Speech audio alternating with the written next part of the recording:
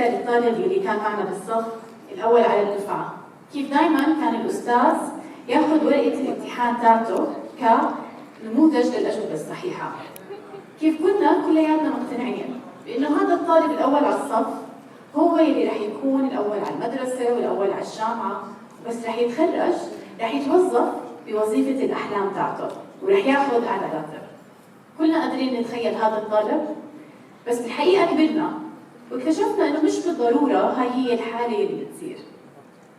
عالم المفاوضات هو عالم كتير كبير، عشان هيك لما كبرنا اكتشفنا بإنه إحنا فعلياً لازم يعني in life you get what you do not get what you deserve, you get what you negotiate. بالحياة وبالحياة العملية بالبزنس نتوقع دائما إنه محصلة النتائج اللي رح ناخدها هي محصلة إيش إحنا عن جد بنستحق، بس بالواقع هي بمعظم الأحيان نتيجة قدرتنا على التفاوض وعلى المشاورة والإقناع. فلذلك أنا شخصياً دخلت عالم المفاوضات بعمر كتير صغير. مين أكمل واحد فينا هون كان مضطر يكتب ورقة A4 لأبوه لما بده يدفع رحلة مع المدرسة أو لما بده يجدد تليفونه؟ حلو. أنا شخصياً كنا نكتب هاي الورقة وما توقف بس على الورقة، كان في وراها جلسة من الحوارات والنقاشات. وبالعادة مش دائما كنت أوصل للنتيجة اللي بدي إياها، بس علمني درس كتير مهم، علمني درس التحضير، بأنه دائما تكون عندك الحجج واضحة وقادر تاخذ موقف وتدافع عن الأسباب اللي موجودة عندك.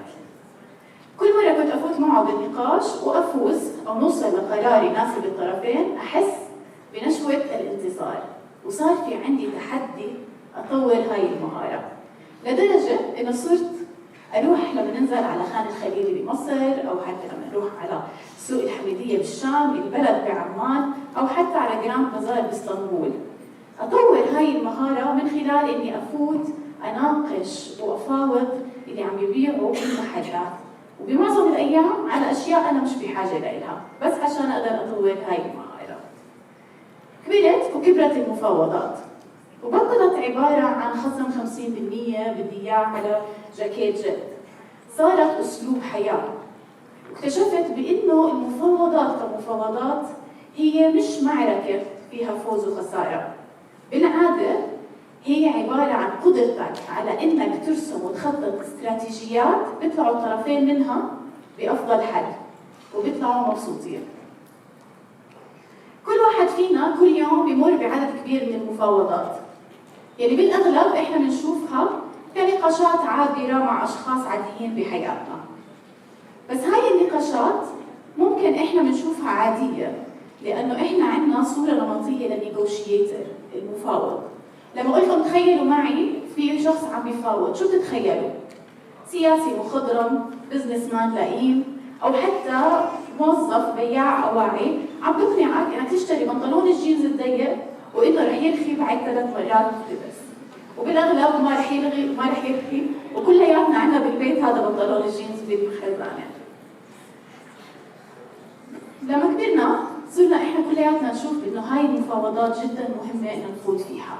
كل يوم في عنا عدد من المفاوضات اللي بنخوضها، مش بس خارجية مع الناس بحياتنا، في عدد كتير كبير مفاوضات بيننا وبين أنفسنا. يعني أكمل مرة أقنعت حالك وإنت مسافر إنك تقدر تصرف مصاري فوق البادجت تاعتك، مع إنك إنت خلصت البادجت اللي عندك وبتقنع حالك إنك صرت واصل.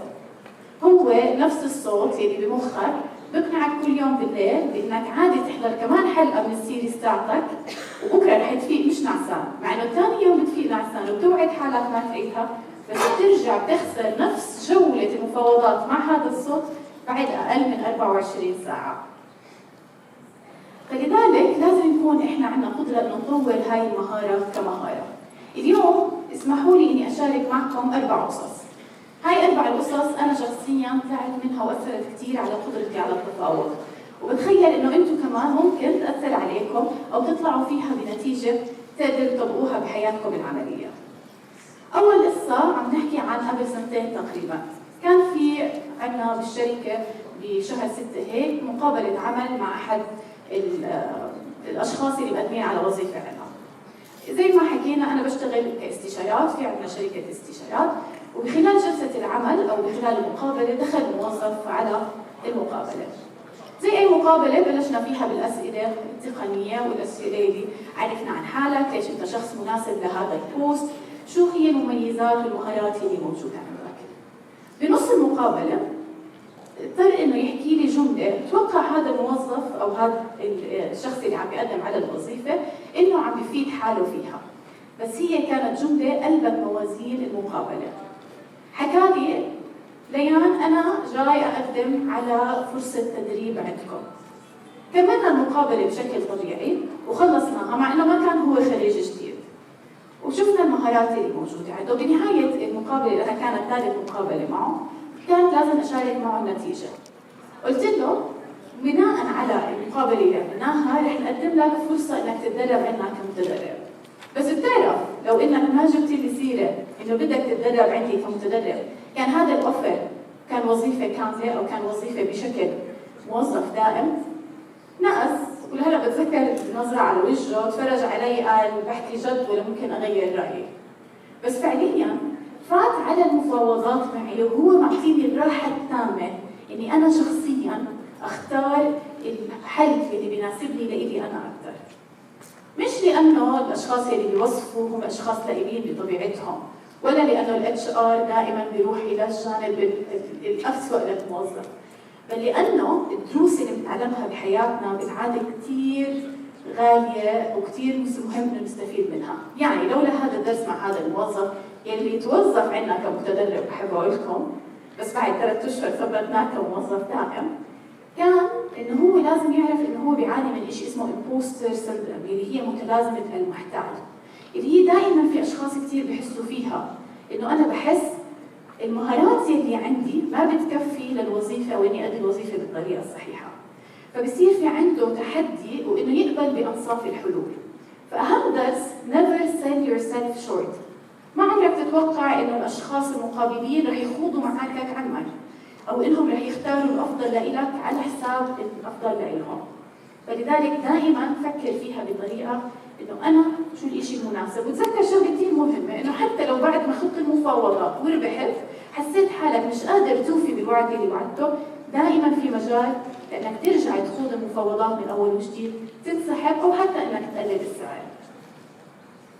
قبل تقريبا أول ما تزوجت قبل تقريبا 5-6 سنوات سافرنا أنا وزوجي على الهند، ولليوم بتذكر كيف كنت بدي أفرجيه وأثبت له المفاوض المري اللي موجود جواتي.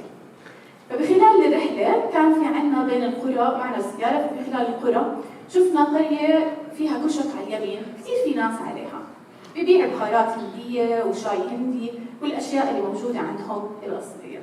نزلت وقلت بدي أثبت، طلع المفاوض الداخلي الصغير اللي جواتي، وقلت بدي أثبت لزوجي قد إيه أنا شاطر بالتفاوض. سألته للبياع قلت له قديش حق علبتين الشاي والبهارات اللي بدي أشتريهم؟ قال لي 500 روبي هندي يعني حوالي $6، بس إذا بتشتري التنين مع بعض ببيعك إياهم ب 450. قلت له حلو كثير، احسب لي إياهم على 350، طبعا بحركات الإشارة والكتابة على الموبايل لا يقدر يفهم علي. وصلت معي مرحلة إنه قال لي لا أنا ما بقدر أبيعك بهذا السعر، لأنه إذا بعتك إياه أنا ممكن أكسب زبون واحد اللي هو أنت، بس مقابلك رح أخسر 300 واحد بالقرية اللي أنا موجود فيها بثقوا إنه أنا عم ببيعهم بالسعر المناسب. صح وقتها اشتريته ب 450 وما أثبتت إني أنا مفاوض مر، بس بنفس الوقت تعلمت درس كثير مهم اللي هو إنه ما عمرك تفوت على مفاوضات وأنت بس بتعرف كيف شكل الفوز لإلك مش للي مقابلك. أهم شغلة إنك تقدر قبل ما تخوض أي مفاوضات، أي جولة مفاوضات، تتخيل كيف شكل الفوز بالنسبة للشخص يلي أمامك، وكيف ممكن يطلع من هاي الجولة وهو حاسس حاله ربحان. بعد هذا الحكي كلياته، ثالث قصة بدي أحكي لكم إياها اللي هي عن معلمي الأول بالمفاوضات اللي قلت لكم عنه اللي هو بابا. بابا من الأشخاص اللي أنا مقتنعة بأنهم كان لازم يكون جزء من أي فريق مسؤول عن مناقشة المفاوضات أو حل السلام بالعالم أو حتى الحرب، كان ممكن يعني بسهولة إنه يفوز فيها.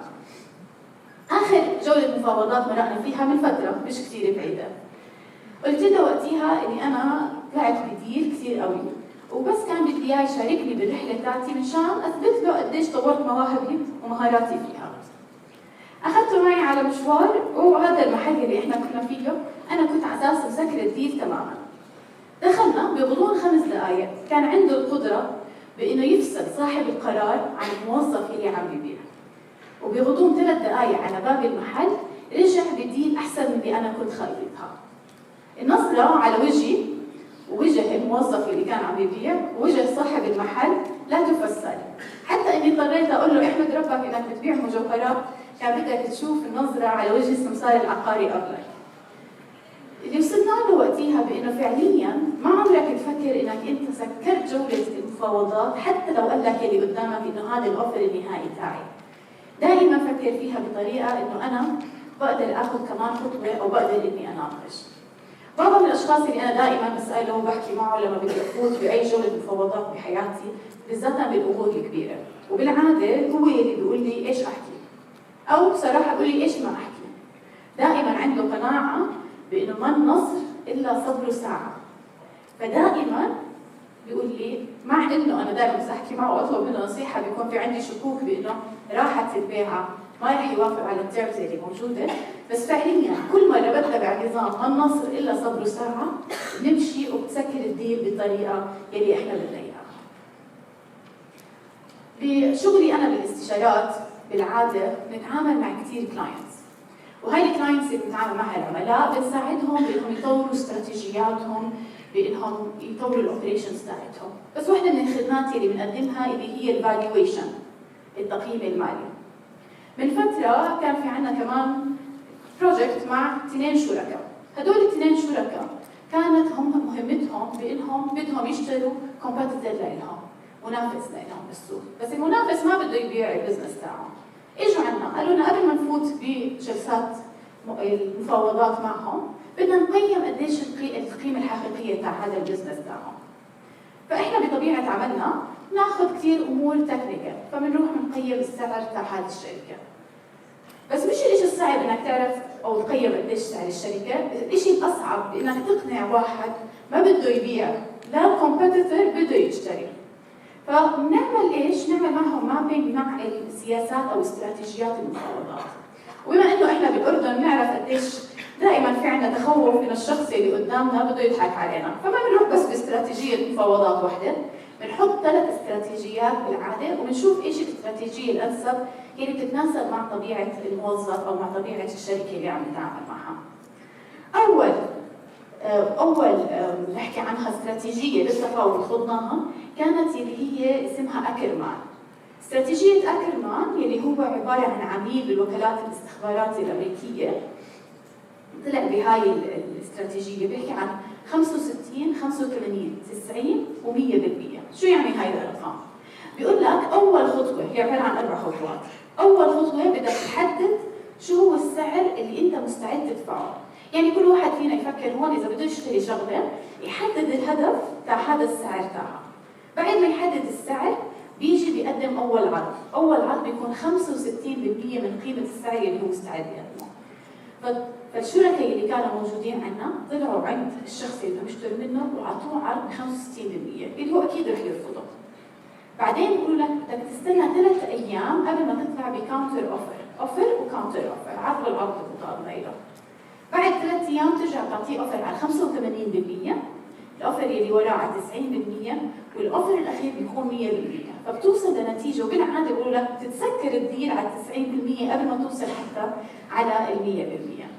هاي هي اول طريقه الاستراتيجيه اللي عملها. ثاني استراتيجيه للمفاوضات اللي نستخدمها اللي هي الباتنا. باتنا هي البيست alternative to a negotiable agreement. قلنا لهم قبل ما تفوتوا على المفاوضات لازم تكونوا عارفين ايش هو الحل البديل اللي ممكن تستخدموه اذا بحاله ما زبطت هاي المناوشات او هاي المفاوضات. فايش كان الحل؟ يا اما تشتروا مو كومبيتيتور ثاني، منافس ثاني لكم، او بتطوروا الاوبريشنز داخليا وخارجيا عندكم وبتمدوا بلوكيشنز جديده او باماكن او باسواق جديده. وانس بيصير هذا الحكي لما يفوت المفاوض وقتها وانت كشريك تفوت عم تتنافس مع هذا الشخص بتكون مرتاح، لأنك عارف إنه حتى لو باءر هاي المفاوضات بالفشل، في عندك القدرة بإنك تكون عندك حل بديل لها. هاي هي بعض الاستراتيجيات اللي بنستخدمها إحنا بالمفاوضات. بس أهم شغلة من كل هذا الحكي، ودائما بتنصحني فيها، هاي جملة بتنصحني فيها بنت حماي، بتقولي choose your battles. دائما يكون في عندكم القدرة بإنكم تختاروا المعارك اللي بدكم تخوضوها. مش دائما تفكروا كيف أنا بدي أتفاوض، بل هل هاي المعركة اللي أنا فايت عليها بحاجة لإني أنا أختارها أو ما أختارها. بطريقة إنك تسأل حالك 4 أسئلة مهمين. هل هاي المعركة معركتي أنا شخصيا؟ هل هاي المعركة إذا أنا خسرت فيها شو الأثر على المدى الطويل تاعي؟ وبنفس الوقت شو أثر إذا هاي المعركة أنا خضتها بطريقة أو بأخرى على الاستراتيجية اللي أنا حاططها لحياتي. وثالث ورابع واحد هو أهم سؤال، اللي هو بحالة ربحت أو خسرت، إذا ما خضت هاي المعركة من أساسها، هل عندك القدرة بأنك تتعايش مع حالك بعدها؟ لأنه في بعض الأحيان عدم أخذ موقف هو موقف بحد ذاته. بنهاية اليوم بقدر أرجع لكم if you never negotiation أو in life you don't get what you deserve, you get what you negotiate. شكرا.